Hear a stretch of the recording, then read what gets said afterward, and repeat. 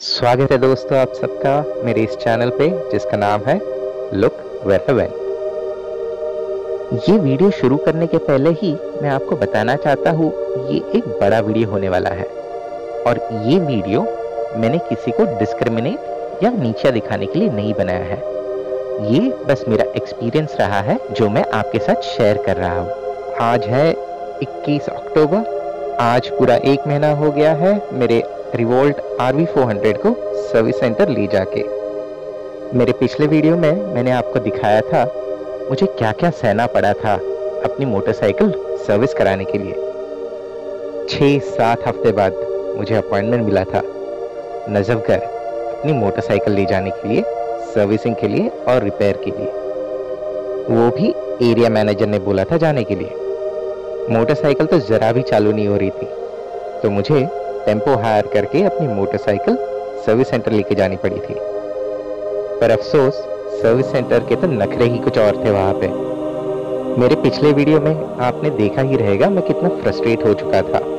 मेरा 19 सितंबर का revolt service centre का एक्सपीरियंस तो आपने देख ही लिया है। आगे बताता हूँ क्या हुआ। 19 सितंबर को मैं रुका इस उम्मीद में कि शायद कोई रिवोल्ट से कॉल करे और मेरी इश्यू को रिजॉल्व करने को ट्राई करे। पर अफसोस कुछ नहीं, कोई कॉल नहीं आया रिवोल्ट से, ना एरिया मैनेजर से, ना स्टोर मैनेजर से, ना कॉल सेंटर से। और परेशान होके फाइनली 20 सितंबर को मैंने अपना वीडियो अपलोड कर दिया। यूट्यूब के साथ साथ टेलीग्राम और व्हाट्सएप इन दोनों पे रिवोल्ट मोटरसाइकिल का एक ग्रुप है जिसमें मैं मेंबर हूँ। मैंने वो यूट्यूब का वीडियो वहां पे भी शेयर कर दिया। बस फिर क्या था, 21 सितंबर को सवेरे 9 बजे मुझे कॉल आता है एरिया मैनेजर का। जब तक मैंने वीडियो अपलोड नहीं किया था तब तक किसी को परवाह नहीं थी। कॉल करके महाशय बोलते हैं, सर जी वीडियो तो काफी अच्छा बनाया है। उस पर मैंने कहा, सर जी आप नहीं रहते तो ये वीडियो ही नहीं बनता। कुछ देर बाद एरिया मैनेजर ने जनरल मैनेजर कॉन्फ्रेंस कॉल पे लेके मेरे से बात की। शुरू में तो ऐसे लग रहा था कि जनरल मैनेजर थोड़ा कंसर्न है, सब पता करने को ट्राई कर रहा है कि क्या हुआ, कैसे हुआ, इतना टाइम क्यों लगा इशू रिजॉल्व करने के लिए। पर अफसोस ये सब तो मुझे अपना वीडियो डिलीट करने के लिए कॉल था। सब जानने के बाद एरिया मैनेजर मुझे कहता है, सर जी कोई मिसअंडरस्टैंडिंग हुई रहेगी, वीडियो को डिलीट कर दीजिए।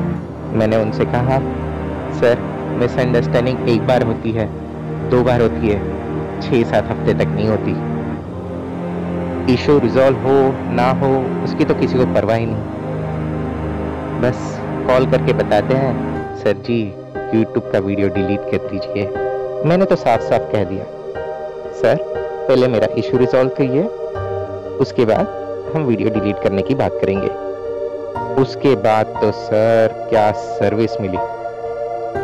शाम तक एरिया मैनेजर इंजीनियर को लेके खुद मेरे घर पे आया, बाइक टेम्पररी चालू कर दी और बाइक को सर्विस सेंटर लेके गए।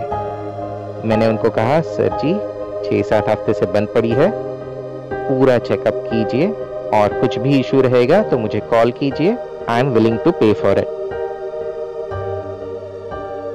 मेरा जो मेन कंसर्न था, बाइक चल नहीं रही थी, इसको रिजॉल्व करने के लिए हार्डली लगा रहेगा आधा से 1 घंटा। इस आधे से 1 घंटे के काम के लिए मुझे लगा 6 से 7 हफ्ता। एस्केलेशन पे एस्केलेशन, कॉल सेंटर को कॉल, एरिया मैनेजर को कॉल, सर्विस सेंटर को कॉल। अब ये सुन के आपको लगा रहेगा, वाह क्या सर्विस मिली है। एरिया मैनेजर खुद इंजीनियर को लेके घर पे आया, टेम्परेरी बाइक चालू करके सर्विस सेंटर लेके गया। भाई ठहरो ठहरो जरा, आगे सुनो क्या होता है। ये तो बस शुरुआत है, आगे सुनिए आगे क्या क्या हुआ। और मुश्किलें और परेशानी और कुछ नहीं। 23 सितंबर को मुझे कॉल आता है एरिया मैनेजर से कह के कि सर बाइक पूरी चेक हो चुकी है, हमने मल्टीपल टेस्ट ड्राइव ली है, कोई इशू नहीं है, आपकी बाइक पूरी रेडी है, आप कभी भी आइए और अपनी बाइक ले जाइए। फिर क्या था, मैं तो खुश। अगले दिन सुबह 24 सितंबर को मैं पहुंच गया सर्विस सेंटर। सर्विस सेंटर पहुंच के मुझे बताया गया, सर जी एक टेस्ट ड्राइव लीजिए और अगर बाइक ओके हुई हो तो लिख के दीजिए कि आपकी बाइक प्रॉपर वर्किंग कंडीशन में है। मैंने सोचा ठीक है, अगर बाइक ठीक हो जाती है तो लिख के भी दे देंगे कि इशू रिजॉल्व हो गया, कोई प्रॉब्लम नहीं है।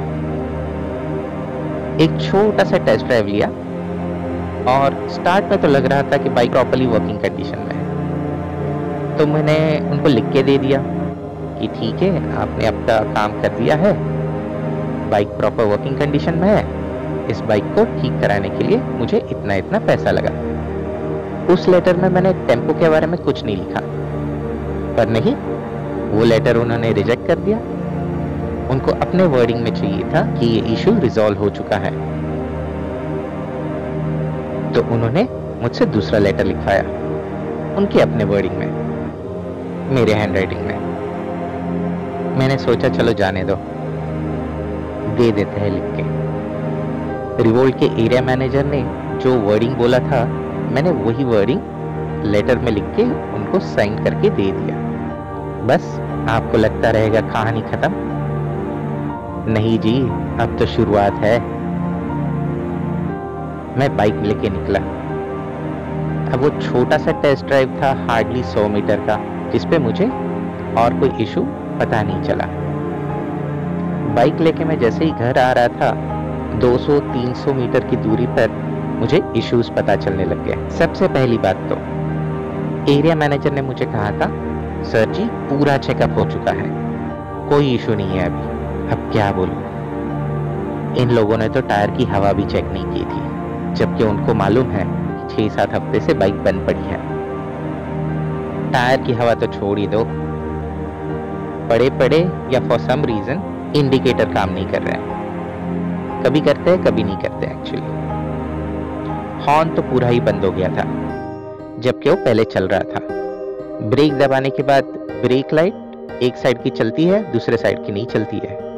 मतलब चेक किया तो क्या चेक किया, खाली जो मेन इशू था, बाइक चल नहीं रही थी, उसका खाली सेंसर चेंज कर दिया और दे दिया और बोल दिया कि पूरा चेक हो गया है। वहीं से बाइक घुमा के वापस सर्विस सेंटर लेके गया।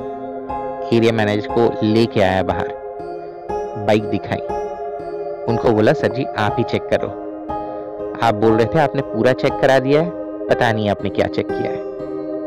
ना इंडिकेटर चलता है, ना ब्रेक लाइट चलती है, ना हॉर्न चलता है, टायर में तो हवा भी नहीं भरी आपने। यानी ये बाइक कौन से एंगल से रोड वर्दी है।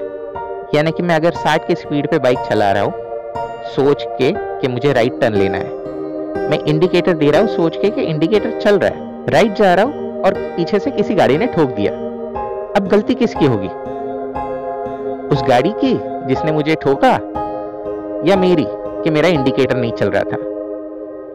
यानी लोगों की लाइफ के साथ क्यों खेल रहे हो आप।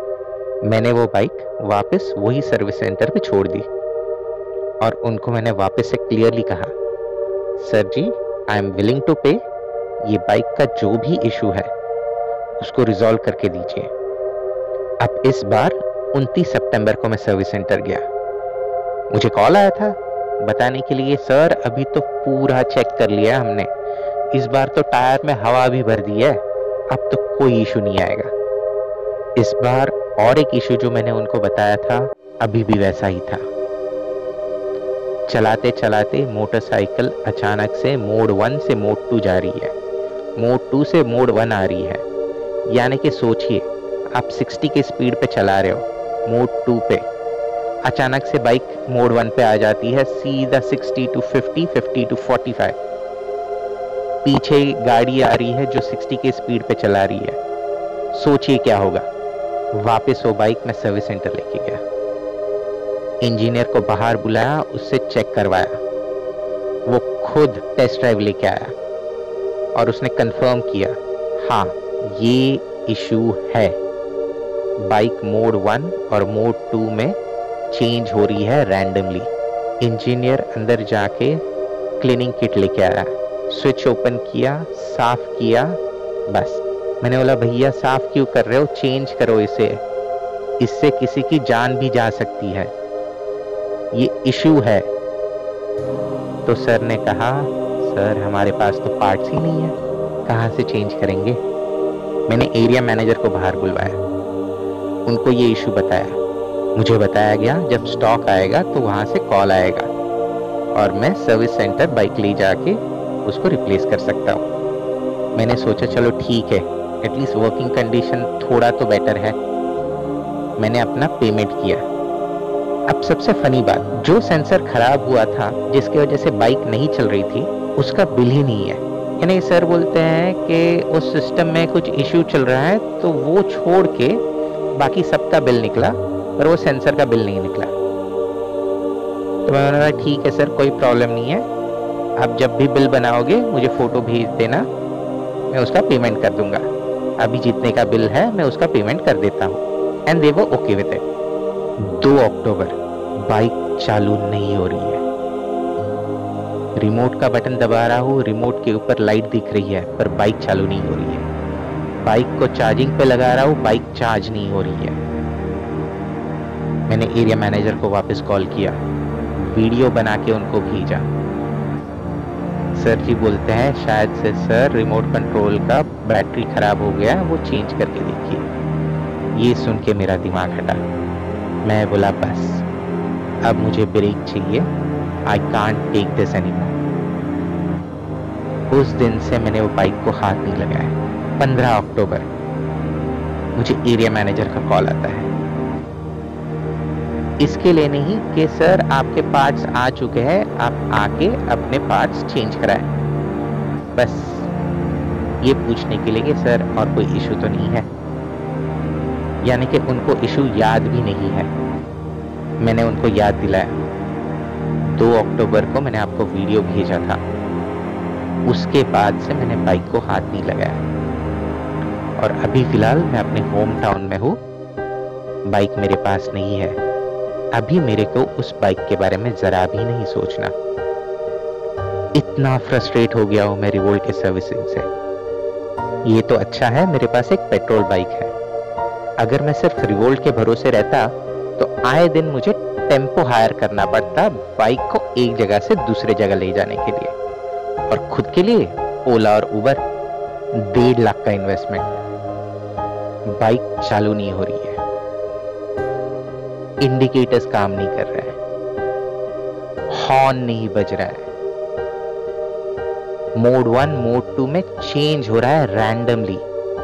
क्या सेफ्टी होगी? Is this bike even road वर्दी?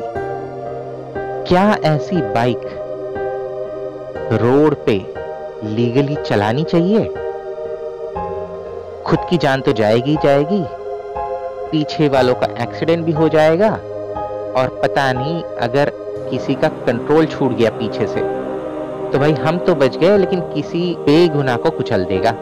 ये तो ठीक है, इंडिया में रूल्स इतने स्ट्रिक्ट नहीं है कि इंडिकेटर नहीं चलेगा, हॉर्न नहीं चलेगा, तो कोई प्रॉब्लम नहीं, आप फिर भी बाइक चला सकते हो रोड पे। कोई और कंट्री में ये रिवोल्ट मोटर तो 2 महीने में ही बंद हो चुका होता। जैसे मैंने पिछले वीडियो में बताया था, ये बाइक इलेक्ट्रिक पे नहीं, चूरन पे चलती है, चूरन पे। कॉल सेंटर को मैंने कॉल किया था, उनको पूरा इशू समझाया था, उनको बताया था मेरा 3000 खर्चा हुआ है बाइक को घर से सर्विस सेंटर ले जाने के लिए और सर्विस सेंटर से वापस घर पे लाने के लिए। मैंने उनको पूछा था इसका कॉम्पनसेशन कौन देगा? कॉन्टैक्ट सेंटर से अभी तक कोई कॉल नहीं आया है। एरिया मैनेजर को भी मैंने पूछा था, सर इसको कॉम्पनसेट कौन करेगा? यानी बाइक जब भी थोड़ी बहुत चल रही थी तभी अगर ये इशू रिजॉल्व कर दिया होता तो मुझे टेम्पो में डालने की कोई जरूरत नहीं थी। ये तो 6-7 हफ्ता जो आपने रखड़ाया है उसकी वजह से बाइक पूरी बन चुकी थी, पर नहीं, कॉम्पनसेशन नहीं मिलेगा। वो पैसे तो गए, वो तो छोड़ दो। इनका बिल मैंने देखा, मैंने ब्रेक लेयर चेंज करवाया था क्योंकि एक साइड से टूट गया था, दूसरा वाला बेंड हो चुका था, तो वो तो मुझे करना ही था। उनके बिल में मटेरियल कॉस्ट, ब्रेक लीवर का कॉस्ट 80 रुपया है, एक्सक्लूडिंग जीएसटी ऑफ कोर्स। उसको चेंज करने का सर्विस चार्ज 300 रुपए से ऊपर है, approximately 4 times of the actual part.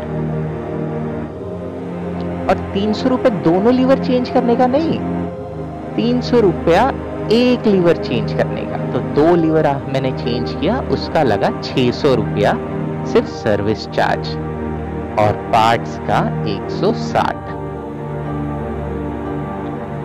मेरी पेट्रोल बाइक पे मुझे याद भी नहीं मैंने ब्रेक लीवर कभी चेंज किया था, पर मुझे नहीं लगता कोई 300 रुपया चार्ज करता है ब्रेक लीवर चेंज करने का। हो भी सकता है, मुझे आइडिया नहीं। ना ही रिवोल्ट के स्पेयर पार्ट्स हम वहां से सिर्फ खरीद के कोई मैकेनिक के पास जाके खुद लगवा सकते हैं, ना वो लोग स्पेयर पार्ट्स अलग से बेचते हैं। तो इनडायरेक्टली ये मोनोपोली है। अगर आपकी बाइक खराब है तो आप सर्विस सेंटर जाइए, सर्विस सेंटर में पार्ट्स चेंज कीजिए अगर पार्ट्स अवेलेबल है तो, और कम से कम 6 से 7 हफ्ता रुकिए।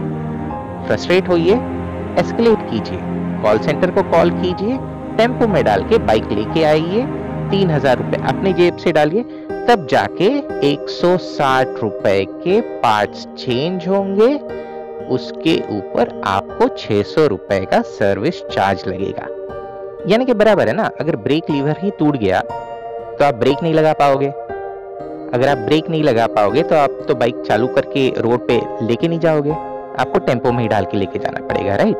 तो ओवरऑल 160 रुपए के पार्ट्स के लिए आपको अपने जेब से 3500 कम से कम खर्च करने पड़ेंगे। अब आप ही सोचिए, आप आपकी मेहनत का 1.5 लाख रुपया इन्वेस्ट कर रहे हो फॉर एनी रीजन। आपको पोल्यूशन की परवाह है, आपको दुनिया की परवाह है, पोल्यूशन नहीं चाहिए, या आपको बस पेट्रोल के ऊपर अपने पैसे बचाने हैं। फॉर एनी रीजन आप 1.5 लाख इन्वेस्ट कर रहे हो एक ऐसी ब्रांड पे जो कुछ नहीं दे रही है आपको। ना बाइक चलती है, ना इंडिकेटर्स चलते हैं, ना हॉर्न चलता है, ना लाइफ की सेफ्टी है इस बाइक पे। आप फ्रस्ट्रेट होते हो, 10 लोगों को कॉल करते हो, कॉल सेंटर को कॉल करते हो, एरिया मैनेजर को कॉल करते हो, एस्केलेशन करते हो, यानी कि आपकी लाइफ में और कुछ काम नहीं है। यानी खुद सोचिए, is it even worth to invest in revolt? क्या आप ऐसी बाइक खरीदना चाहोगे, या वही 1.5 लाख आप कोई 110, 125 पेट्रोल बाइक पे डालोगे? अभी तो सीएनजी भी आ गई है जिसके स्पेयर पार्ट्स आपको रेडिली अवेलेबल मिल जाए, जो कोई भी मैकेनिक ठीक कर पाए। आपको तो सर्विस सेंटर लेके जाने की जरूरत भी नहीं है ऐसी बाइक को। आप स्पेयर पार्ट खरीदो, कोई भी लोकल मैकेनिक के पास जाओ और बस बाइक ठीक। और कोई छोटा मोटा इशू हो, जैसे ब्रेक लीवर टूट गया, अब बस जाओ स्पेयर पार्ट्स की दुकान पे, ब्रेक लीवर लेके आओ, यूट्यूब देखो, ब्रेक लीवर तो आप खुद चेंज कर सकते हो। ओला की ही बात ले लो, क्या हुआ? लोग फ्रस्ट्रेट होके सर्विस सेंटर जला रहे हैं। रिवोल्ट क्या अलग कर रहा है? ये भी तो वही कर रहा है। आफ्टर सेल सर्विस तो है ही नहीं। ऐसे ही चलता रहा ना तो एक दिन आएगा जब हर इलेक्ट्रिक बाइक का हर सर्विस सेंटर जलेगा। ये सब क्यों हो रहा है पता है? क्योंकि इलेक्ट्रिक बाइक जो लॉन्च कर रहे हैं ना, इनको इंडिया को आगे नहीं बढ़ाना है, इनको दुनिया का पोल्यूशन कम नहीं करना है, इनको बस अपनी जेबें भरनी है, जेबें। बाइक लॉन्च कर रहे हैं के बाद एक। ओला की तो इतनी सारी सीरीज आ गई है ना, मैं खुद यार नाम भूल रहा हूँ, क्या किसको क्या बोलते हैं, यानी पता नहीं क्या चल रहा है। रिवोल्ट अभी और एक कोई तो नया सीरीज लॉन्च किया, बजट फ्रेंडली बोल के, पर आफ्टर सेल सर्विस कहाँ है, स्पेयर पार्ट्स कहाँ है, कभी स्टॉक ही अवेलेबल नहीं रहता। यानी कि पहले आप एग्जिस्टिंग जो मोटरसाइकिल है, जो कम से कम अभी कितना 3-4 साल हो गया रिवोल्ट को इंडिया में लाए, उसका ही सर्विस अभी तक ठीक नहीं हुआ है, उसका ही स्पेयर पार्ट्स का शॉर्टेज चल रहा है, और नया मोटरसाइकिल लॉन्च कर रहे हो। ये पिछले 6-7 हफ्ते में मैं जो फ्रस्ट्रेट हुआ हूँ, उसके बारे में बस सोच के ही खून खोल उठता है, गुस्सा आता है। क्यों, यानी क्या सोच के मैंने ये मोटरसाइकिल ली?